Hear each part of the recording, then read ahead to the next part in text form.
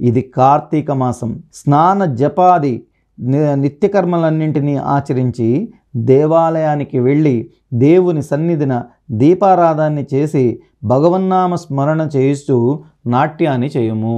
పురంజేయుడు చక్కటి నృత్యం చేసేటటువంటి మనసు ఉన్నటువంటి వ్యక్తి కాబట్టి భగవంతుని చెంతకు పౌర్ణమి నాడు వెళ్ళి కార్తీక పౌర్ణమి నాడు చక్కగా దీపాన్ని వెలిగించి ఆ వెలిగించినటువంటి దీపంలో బ్రహ్మాండంగా నృత్యాన్ని చేయవయ్యా.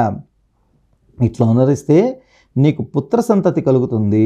అంతేకాకుండా శ్రీమన్నారాయణుని సేవించడం వలన శ్రీహరి మిక్కిలి సంతోషించి నీ శత్రువులను ధనుమాడుటకు అంటే వాళ్ళందరినీ కూడా పూర్తిగా తుడిచిపెట్టి వాళ్ళందరినీ అపజయపాలు చేస్తూ వాళ్ళందరినీ ఓడించడానికి నీకు చక్రాయుధమును కూడా ప్రసాదిస్తాడు.